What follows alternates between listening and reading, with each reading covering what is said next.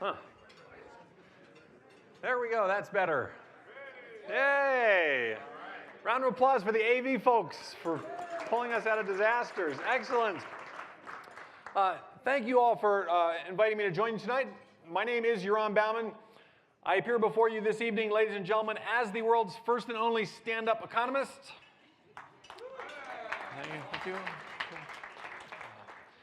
It's a niche market. You know, I really only have one thing going for me as a stand-up economist, and that's low expectations.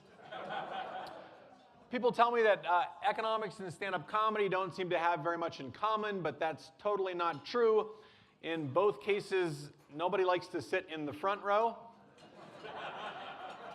So I want to thank you for making me feel at home, like I'm teaching Econ 200 again. You know, when I started doing stand-up comedy about economics, I told my father I was going to be a stand-up economist. He said, Yoram, he said, you can't be a stand-up economist. And I said, why not? And he said, because there's no demand. I said, don't worry, Dad, I'm a supply-side economist.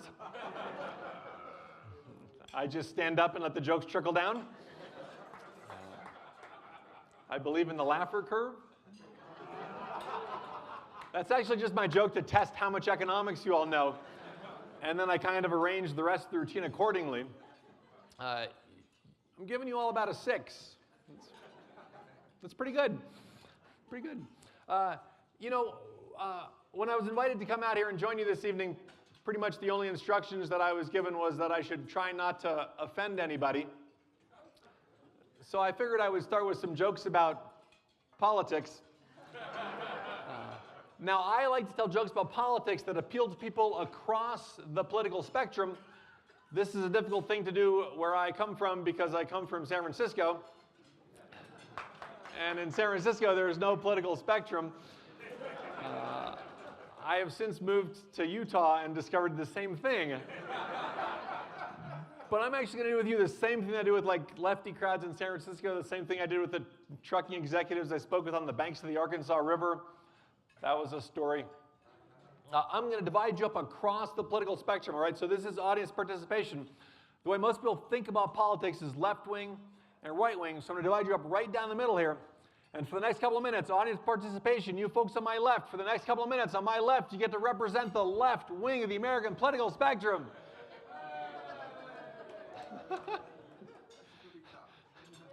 That was actually an appropriate amount of enthusiasm for the left wing of the American political spectrum. You folks here on the right, though, come on, I need you all to come through for me. You all on my right wing. No, come on. When I did this in Texas last month, they started chanting USA. I want you that for me. Come on, you all on my right wing, come on. USA, USA, USA. That needs a little bit of practice, right wing. A little bit of practice, but not too bad, right wing. You folks over here on the left, though, you all were perfect. No, because while the right wing was chanting USA, you were just sitting there looking befuddled and vaguely unpatriotic. Now, I know that's how most people think about politics, is left wing and right wing. But if you think about economics or political science, what we call median voter theory, that actually leaves out the most important part of the American political spectrum. This room is perfect. The left wing is actually over here, and the right wing is over here, and you all in the middle, you all are the most important part of the American political spectrum. You all are my swing voters. Calm down, ma'am, too much enthusiasm. Now, a couple of very important things about swing voters, all right? First of all, in America, there are a lot of swing voters, all right? If you are not a communist, hi, Deirdre. If you are not a communist or a fascist, then you are probably a swing voter. Right? And if you do not know the difference between communists and fascists, then you are definitely a swing voter. Now, your job, swing voters, when it comes to politics and current events, extremely important, swing voters. Your job is to pay absolutely no attention whatsoever. And then every 4 years, you determine the fate of the free world. I know that sounds like a big responsibility, but trust me, don't give it a second thought. And that's really how the political spectrum is actually divided. You've got the left wing. The stereotype about the left wing is that the left wing is spineless. See that? They just take it. They're just like, very good, left wing. You're doing great. You got the left wing is spineless. You got the right wing. The right wing is heartless. And you got the center. The center is clueless. Clueless and apathetic. You're so clueless you don't know what apathetic means. And you're so apathetic you can't be bothered to look it up. I will explain that joke to some of you in the center later. Now, there are also, of course, the extremes of the American political spectrum.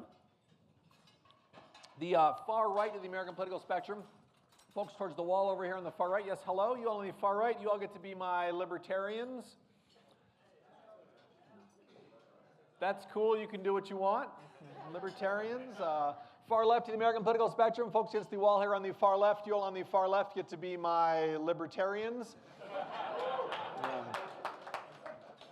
I'm seeing confused looks from the swing voters. No, I had someone sitting in the middle once who was like, libertarians? You mean the people that check books out for me? And I had to clarify that libertarians are freedom lovers. They come in two flavors. You got right-wing libertarians. They want everybody to be free to use guns. You got left-wing libertarians. They want everybody to be free to use drugs. You can change seats if you want. Now, both wings of the Libertarian Party want to abolish Social Security and Medicare, right, which I think makes total sense, all right? Because who's going to make it to 65 when the world is full of meth fiends with machine guns? Do I have your permission to make fun of the whole political spectrum? Yes.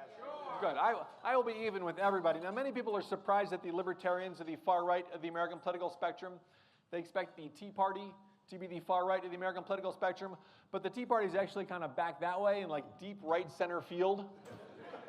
The Tea Party is this explosive, fascinating mix of the far right and the deep center, this explosive combination of radical individualism and extreme cluelessness. No, these are people who believe in social Darwinism, but don't believe in Darwin.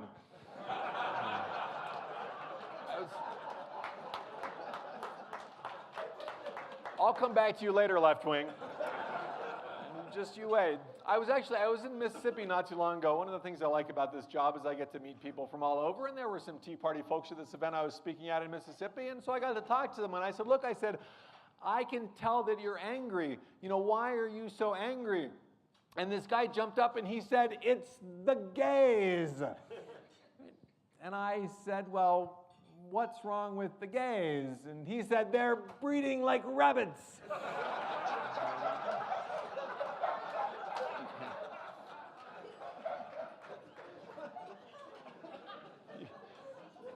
You can't win that argument.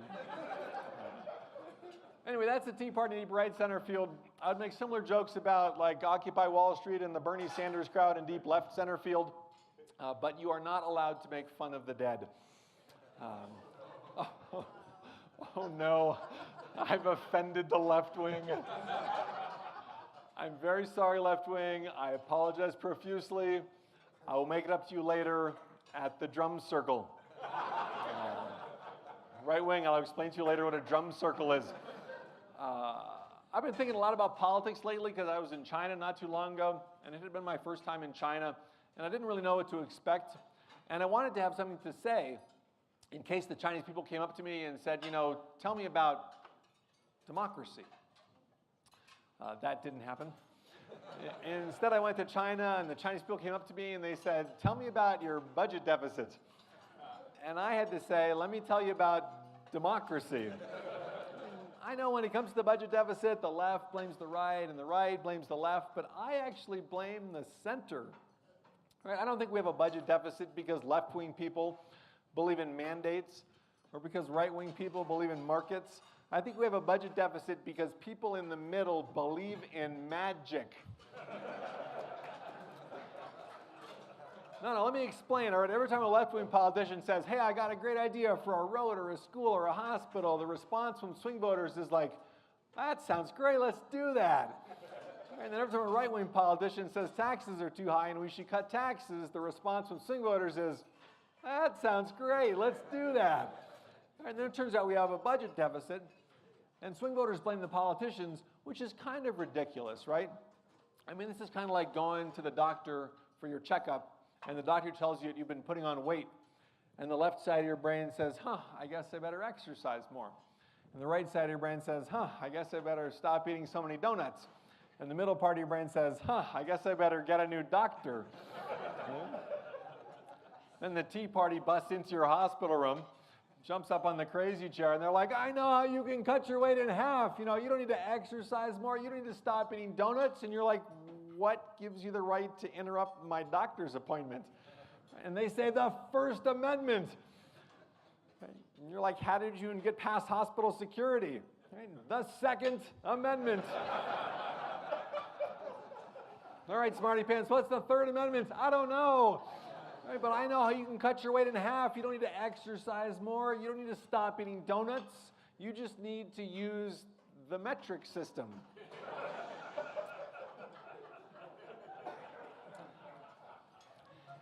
If you did not get that joke, that is totally not your fault, all right? That's my bad. I mean, first of all, let's be honest. The joke makes no sense, right? Because the Tea Party would never endorse the metric system. And secondly, in order to understand the joke, you have to know that like 300 pounds is only 150 kilos, right? Which means that the joke pretty much only makes sense to scientists, Canadians, and drug dealers. So I want you to look around at the people that laughed at that joke. And if they're not scientists or Canadians, I don't know. This is Colorado. Before we go any further, I want to show you my T-shirt. This is my Enjoy Capitalism T-shirt. Thank you. Made in China. If you look at the tag on the back, it's actually made out of 80% cotton and 20% irony. It's dry clean only. Many people wonder how I got into doing stand-up comedy about economics. And as Scott mentioned, I got into it doing this next little bit that I'm going to share with you. So this is Mankiw's Principles of Economics translated. So for those of you who don't know, Greg Mankiw, Harvard professor, wrote one of the best-selling economics textbooks in the world, and it's based on these 10 principles of economics. I know there's a lot on the screen, but I generally encourage people not to try to read all of these. Just take my word that you pretty much need a PhD in economics to understand these 10 principles. Now, fortunately, I have a PhD in economics, so I've taken it upon myself to translate these principles for the rest of the world. We're going to begin by separating them into the first 7 principles, which are microeconomics, and the last 3, which are macroeconomics. The difference, as P.J. O'Rourke once said, being that microeconomists are wrong about little things, and macroeconomists are wrong about things in general. Now we're going to begin with the macro principles 8, 9, and 10. Now believe it or not, these all have the exact same translation, namely blah, blah, blah. I can tell that some of you have studied macroeconomics. As proof, I need only remind you that macroeconomists have successfully predicted 9 out of the last 5 recessions. And as further proof, we can now go up 1 font size. So let's go back to the micro principles. Now the first one, people face trade-offs. This is really one of the most fundamental ideas in economics, and the translation is very simple. Choices are bad. Now this is a simple syllogism. Trade-offs are bad. Anytime you have choices, you have trade-offs. Therefore, choices have to be bad. If you don't understand that, take a look at the second principle. The cost of something is what you give up to get it. Translation, choices are really bad. Now let me offer you a simple demonstration of this fact. Let's say that somebody offers you a Snickers bar that you value at $1. All right, then what you can loosely think of as your economic profit in this situation is the dollar of the Snickers bar minus the cost which you give up to get it, which is nothing. Your economic profit is, don't all answer at once, $1. Thank you. Now, to begin to understand why choices are bad, imagine someone offers you a choice between the Snickers bar that you value at $1 and some M&Ms that you value at 70 cents. Now your economic profit is the $1 minus the 70 cents, only 30 cents. You begin to understand why choices are bad.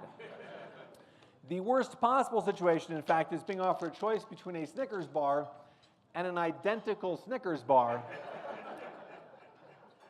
because then your economic profit is 0. Right? Now, people who are not trained in economics might say that that's no different than just being offered one Snickers bar, but that kind of sloppy thinking will never get you a tenure track position. You know, I occasionally get faculty members who email me and they say, that thing about the Snickers bar is great. I'm going to put it on the final exam and have the students explain what's wrong with it. And then they always email me back a week later and say that they didn't do it because they couldn't figure out the answer. There is no good answer. Choices are bad. Choices are really bad. I'm not going to beat around the bush with you, folks. If you don't understand why choices are bad, you're probably stupid. Moving on, principle number 3, rational people think at the margin. Translation, people are stupid. Now it is immediately obvious that people do not think at the margin. Nobody goes to the grocery store and says, I'm going to buy an orange, I'm going to buy another orange, I'm going to buy another orange. That joke only makes sense to econ majors.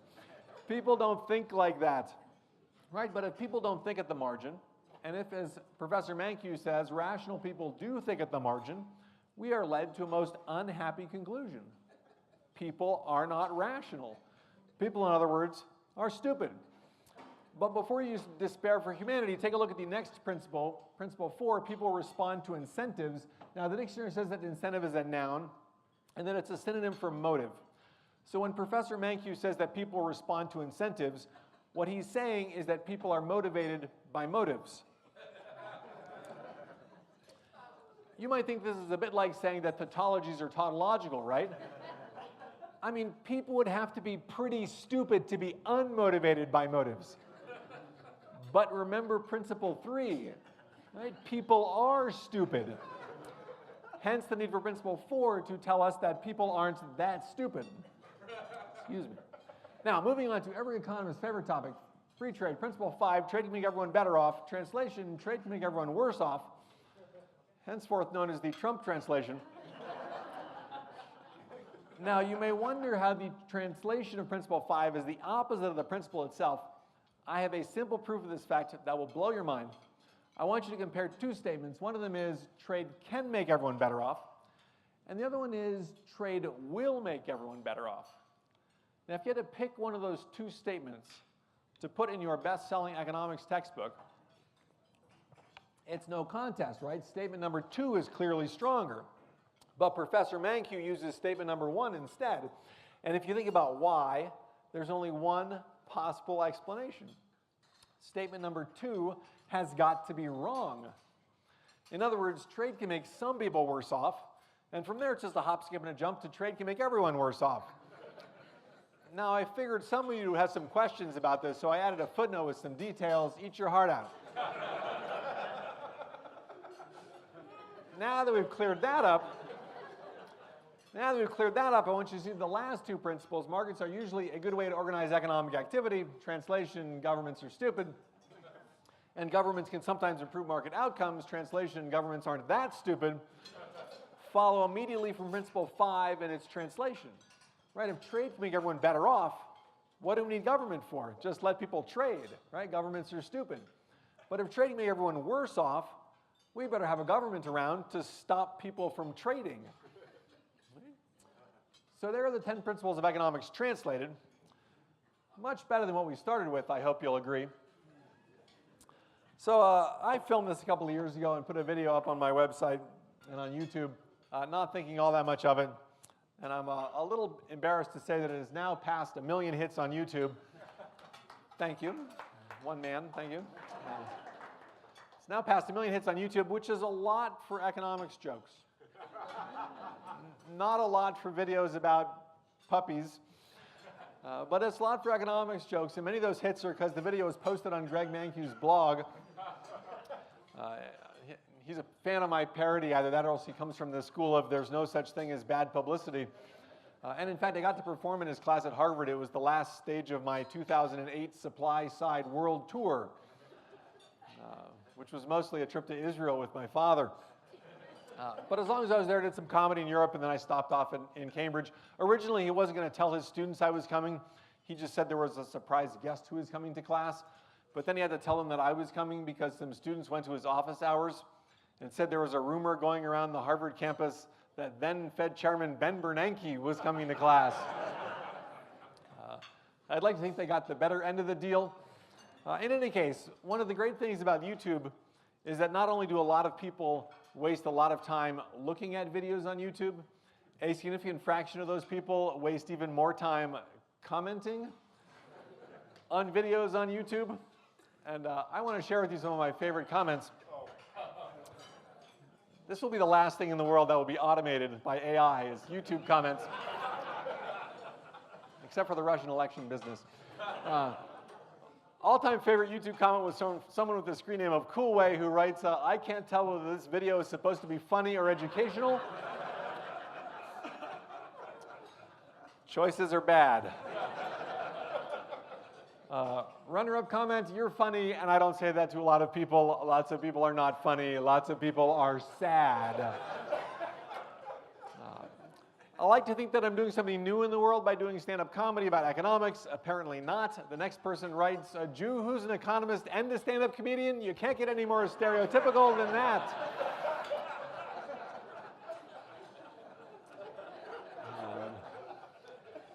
Every time I see this, I'm reminded of what my father actually said when I told him that I was going to do stand-up comedy. What you know about my father's a first-generation American. He's sort of divorced from popular culture, like he's never owned a television. So when I told him I was going to do stand-up comedy, he said, Yoram, he said, be reasonable. You know, give me the name of a single Jew who's ever made it in stand-up comedy.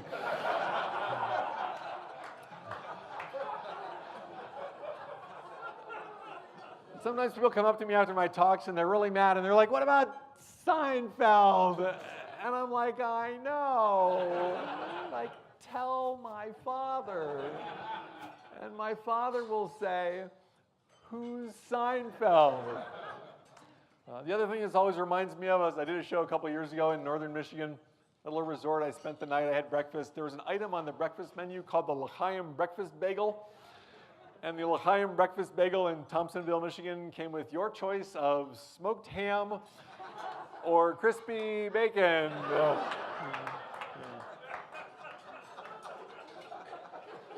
Apparently no Jews in northern Michigan. The man in the video is the most stupid man in the world. This is extremely impressive given the competition. Video. Not everyone's a fan of the video, and this person writes off, I spaced off listening to this just like in my real economics class.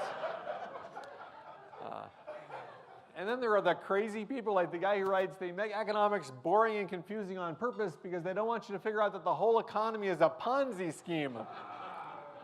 This person gets bonus points for creating a new word, unpurpose. Unpurpose. You may have a purpose, but do you have an unpurpose? And this is not the craziest thing somebody wrote. The craziest thing somebody wrote was this. What a confusion of deceptions. The U.S. Congress does not print money as the Constitution dictates. That power was usurped by a cabal of international banksters in 1913. I know. I finally figured out this person was talking about the Federal Reserve, the central bank in the United States, created in 1913. But only because the next thing they write is that the Federal Reserve is about as Federal Express. I honestly have no idea what that means. But I'm pretty sure this guy sends money to Ron Paul. So after this guy writes this nasty stuff about the Federal Reserve on my YouTube comments page, somebody else feels compelled to come to the defense of the Federal Reserve Bank of the United States on my YouTube comments page. So here's what the next person writes. You know, in defense of the Fed, if we got rid of it, we'd still need to replace it with something that does its functions, i.e. printing money and clearing checks, the first of which the Fed doesn't do. Right? The Treasury prints money, not the Fed. Clearing checks is a very minor role that the Fed has. So somebody else has to write in and correct this person and say, actually, you know, like the Fed doesn't print money. And this is like an A+ answer. The Fed controls the money supply by expanding and contracting bank reserves. And then the first person writes back in and says, oh yeah, that's right, thanks.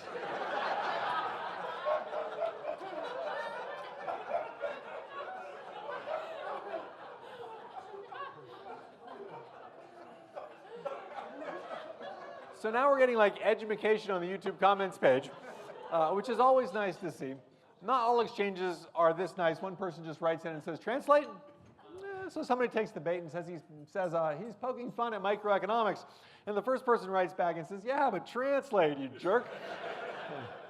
And the second person writes back and says, that was a translation. You should probably stick to entertaining yourself with less intellectually demanding material.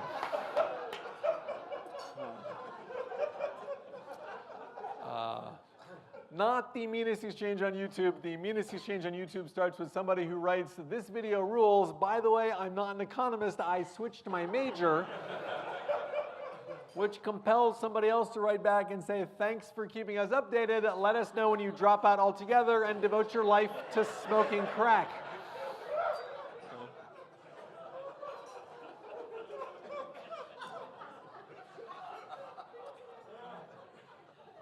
Kids these days.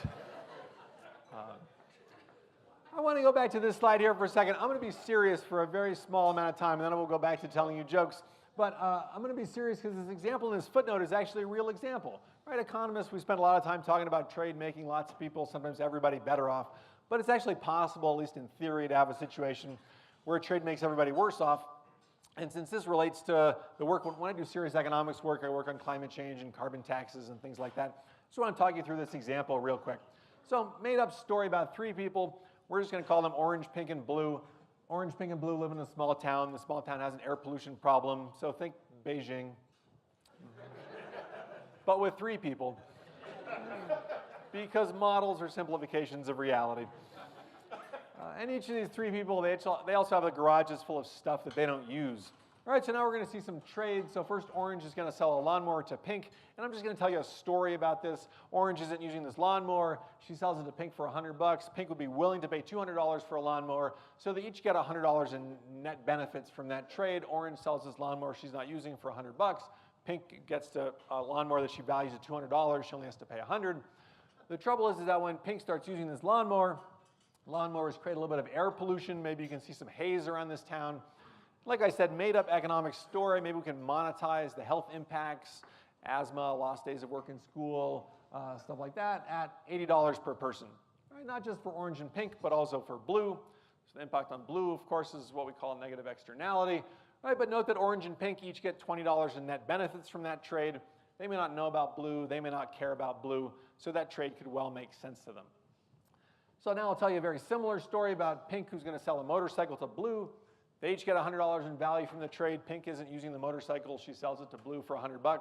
Blue would be willing to pay $200. She only has to pay $100, so she gets $100 in net benefits. But when Blue starts using that motorcycle, air pollution gets worse, an additional $80 in healthcare costs for everybody. And now you just complete the circle, right? Blue's going to sell a chainsaw to Orange. Don't ask why. They each get $100 in benefits. Air pollution gets worse, another $80 in healthcare costs for everybody. And now if you just add up any one of these columns, right, you see that after all 3 of these trades together, everybody ends up at minus 40. I do a lot of shows for colleges, and I get all sorts of answers to this question, like 0, minus 100, math is hard, minus 40. All right, so this is the tragedy of the commons, the prisoner's dilemma, and the economics here is that each person's trades are individually rational. If you ask any of these people if they want to take back any of the trades that they made, they'll say no, because each trade they make leaves them $20 better off, but altogether the trades end up hurting everybody.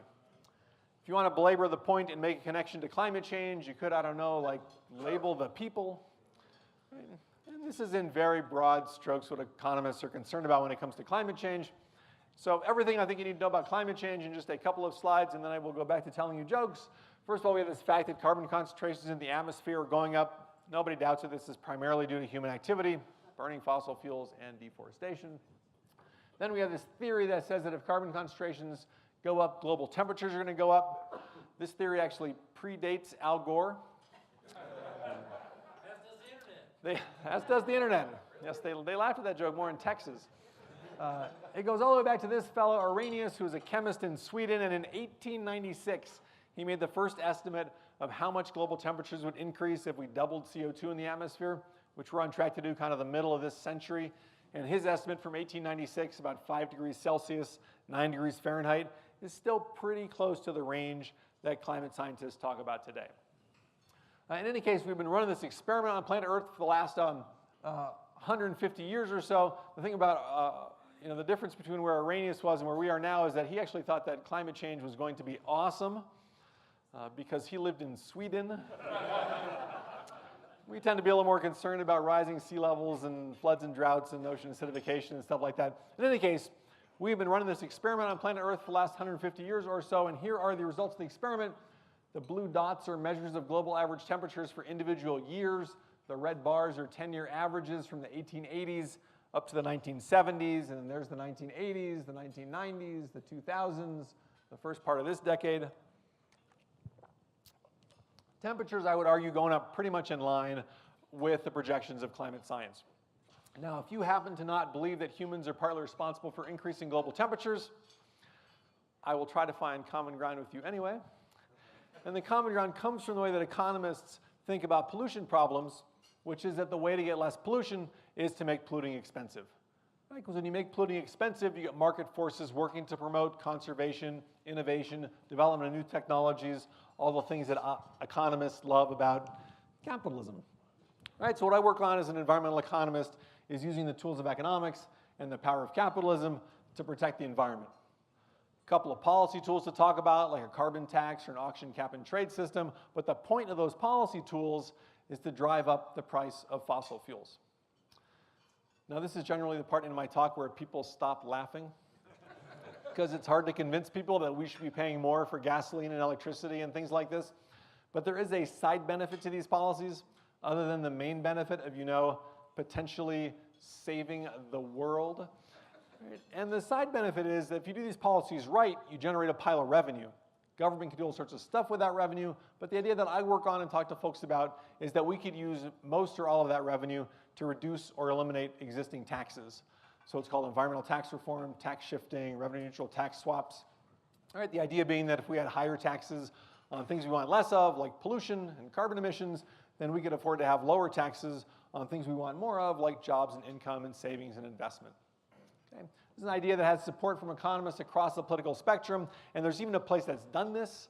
In the eyes of many economists, the best climate policy in the world is in the Canadian province of British Columbia, where they, since 2008, have had a revenue-neutral carbon tax. So the carbon tax is $30 per ton of CO2, about 30 cents a gallon of gasoline, 3 cents a kilowatt hour of coal-fired power, half that for natural gas. But the tax is offset by reductions in personal and corporate income taxes for the most part.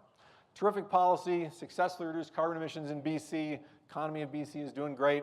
I was the founder and co-chair of the first ever attempt to get a revenue-neutral carbon tax passed in the United States. This was the Initiative 732 campaign in Washington State this last year. Our policy was roughly similar, carbon tax increasing over time. Most of the revenue went to cut the state sales tax by a full point. We also funded an earned income tax credit benefit for low-income working families, reduced some business taxes for manufacturers. We didn't win at the ballot in November, but I think it was pretty impressive that we got 41% of the vote, despite the fact that we were opposed by just about everybody, including the State Democratic Party and the Sierra Club. We did pick up some votes from folks on the right, though, some endorsements. So this is an issue that's going to continue. I think economists have something important to contribute to that discussion.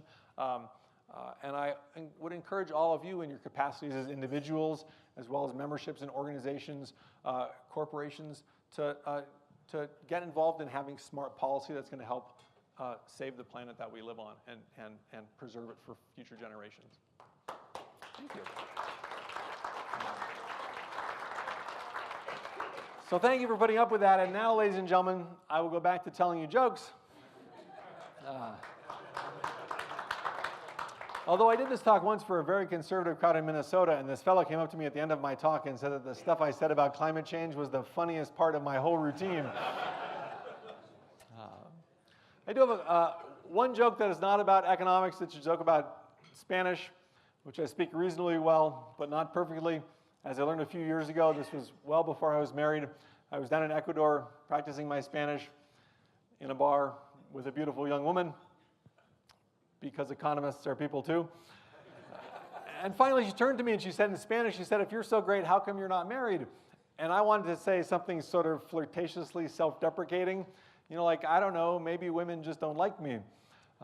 And what I ended up saying was, "Tal vez no me gustan las mujeres," which means maybe I don't like women. When I found out what I'd said, I felt very embarazada, you know, which means pregnant,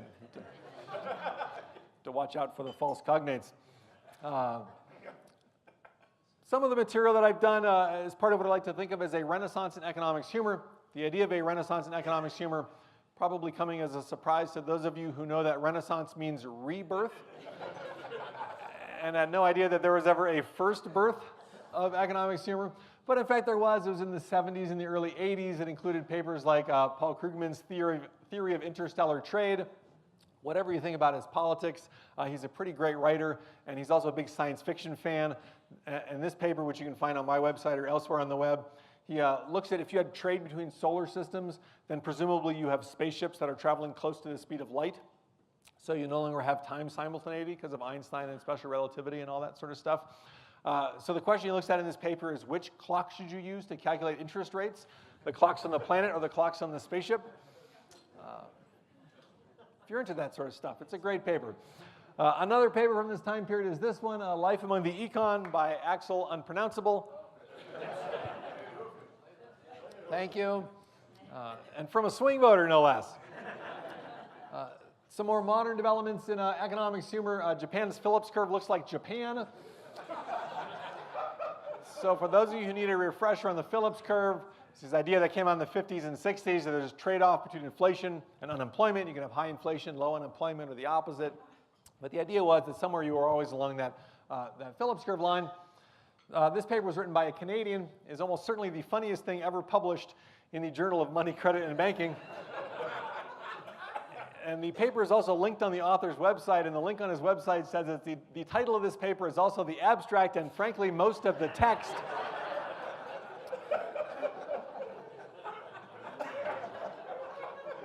Which is something we should be aiming for in all academic papers, I think. The rest of the paper is taken up by this graph here. So just to explain what's going on the y-axis here, we have the inflation rate in Japan between 1980 and 2005. On the x-axis is the unemployment rate. For ease of viewing, the author is going to rotate this around the y-axis, and then there's a map of Japan. Extremely impressive research. I won't be able to tell this joke for much longer, but there was a right-winger that showed up at a left-wing rally in Washington, D.C. with his sign "Obama equals Keynesian?" ? And then took videos of all these left-wingers coming up to them, and they were really mad, and they were like, "That is ridiculous. You know, his birth certificate is on file in Hawaii. He is not Kenyan."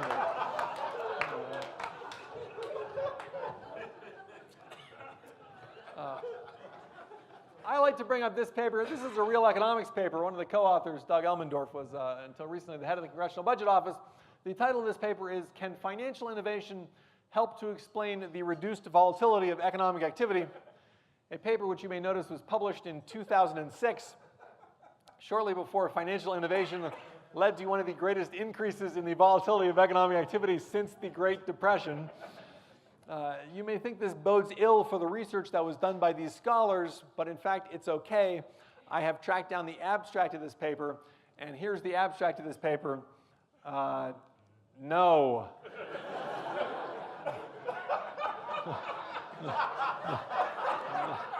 No.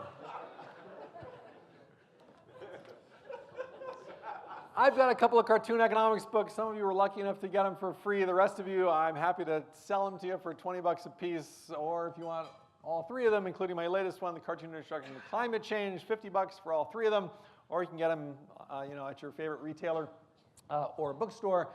My co-author, Grady Klein, and I have our next book is going to be a cartoon introduction to calculus, so that's coming out next year. I'm happy to say economists have said nice things about the book. So Greg Mankiw called it a painless way to learn economics, which I thought was especially generous coming from Greg Mankiw, given what I said about his book. I mean, I really think the only thing that I could have done that would have been meaner to Greg Mankiw would have been to post something on my blog calling his book a painful way to learn economics. Which, for the record, I didn't do. I will show you just a very couple of slides, a very few couple of slides from one of the cartoon books because it related to one of the panels from this morning. Discussion about AI, artificial intelligence, and whether we're heading towards a jobless future. So I'll just read a little bit of this. In the long run, despite massive changes in the labor force, population growth, entry of women into the labor force, technological change, globalization, free market economies have continued to create jobs for pretty much everybody. She says, I fill up the bank account. He says, I fill up the refrigerator. And the baby says, I fill up the diapers. To understand the classical view, let's look at the US and Europe. Until 1800, job markets were dominated by agriculture, people who were cleaning the cobwebs out of barns. By 1930, most of their jobs were gone, but they were replaced by other jobs like manufacturing, people who were coordinating webs of suppliers. And then in the 21st century, many of those jobs are going away, being replaced by service sector jobs like managing websites. The lesson here is that jobs disappear from some areas but reappear in other areas. Schumpeter called this creative destruction. So sadly, there's no guarantee that free market economies will always do so well at creating jobs for everyone. This is one of my favorite drawings from my co-author, Grady Klein. This one in the back of this car saying, too bad all those folks can't find jobs. And the robot driver says, yes, ma'am, what a tragedy. But so far, the track record of free markets has been remarkable. And then the kid at the bottom here says, life really is a beach. So there's an example of the cartoon books. Thanks.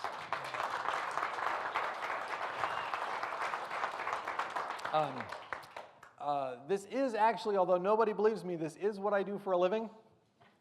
So if you have events or children's birthday parties, whatever, that could use economics comedy, I hope you'll keep me in mind. If you have a business card, please give it to me, or you can go on my website, sign up for my email list. I won't spam you, but I'll let you know when I have shows coming up or new videos. Every year, for example, I run the humor session at the annual meeting of the American Economic Association, and you are all invited. It's always in early January. This coming year, it's in Philadelphia. And I always encourage folks to come to the whole meeting. It's just like, it's 10,000 economists from all over the world who converge on one city for a long weekend, and it's just wild. I will close with a couple of you might be an economist if jokes. You might be an economist if you think that America's next top model should be an endogenous growth model with technological change. I got that joke from Ken Heyer. You might be an economist if you don't read human interest stories because they don't interest you. You might be an economist if you've ever gone to a bank or other financial institution in the hopes of getting a date. If you plan to have your children born in December instead of January so that you can maximize the discounted present value of the child tax credit. You might be an economist if you adamantly refuse to sell your children because you think they'll be worth more later. And this is a hard one, but you've been an awesome audience. So you might be an economist if you read your fortune cookie out loud at a Chinese restaurant and put at the margin at the end of it. That's probably the best response I've ever gotten to that joke. Let me tell you why that joke is very difficult. And this actually relates to the work that you all do. So, when you think about people in the world who know that when you go to a Chinese restaurant, you're supposed to put in bed at the end of what's on your fortune cookie. Hard work will be richly rewarded in bed, and then everybody laughs. Those people are over here on the Venn diagram. This is a joke about Venn diagrams. And when you think about people in the world who know what at the margin means, those people are over here on the Venn diagram. And those two parts of the Venn diagram apparently only intersect at TPI conferences. One of the other times that I really struggled doing economics comedy, my father is now retired. He lives in San Francisco. Every Tuesday, he goes hiking with a group of fellow retired German immigrants. And the last time I was visiting him, he sent out an email to his hiking group and said, my son is coming on our next hike, and we'll be providing free comedy at lunchtime. So there I was in Mill Valley telling economics jokes to 8 elderly German women. Now that was a tough crowd. And I didn't do very well, but I figured as long as I wasn't doing very well, I might as well tell this joke about the fortune cookie that never works. So I told about the joke about the fortune cookie, and you wouldn't believe it, it didn't work. But maybe because there was something in our shared German heritage, this one woman came up to me afterwards and insisted that I explain the joke to her so that she could understand why it was funny. Right? And what followed was really this amazing cultural experience, because I had to spend like 5 or 10 minutes telling her about Chinese restaurants and fortune cookies and in bed, and then I had to spend 5 or 10 minutes telling her about economics and at the margin. And after 15 or 20 minutes, I think she finally gets it, right, until I hear her say, as she turns to walk away with her hiking companion, she says something that I think is pretty much a tagline for the 21st century. She turns to walk away with her hiking companion, and she says, "I still think that joke is about computers." Thank you for inviting me to join you this evening. Happy to sell books and sign books afterwards. Scott, you have anything? We're good. Class is dismissed. Have a great night. We'll see you in the morning.